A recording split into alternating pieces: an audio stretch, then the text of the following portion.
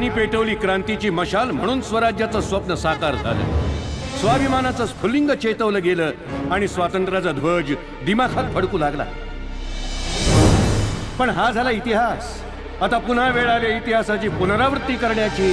क्रांतीची मशाल नाही, वणवा पेटवणे.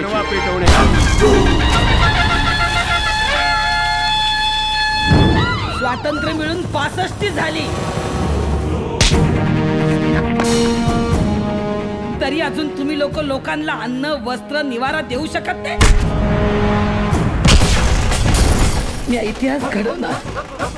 हा, मी तयार आहे. ते म्हणतात ना, डोळ्यात नाही पाणी न गातोय टँकर मुक्त महाराष्ट्राची गाणी.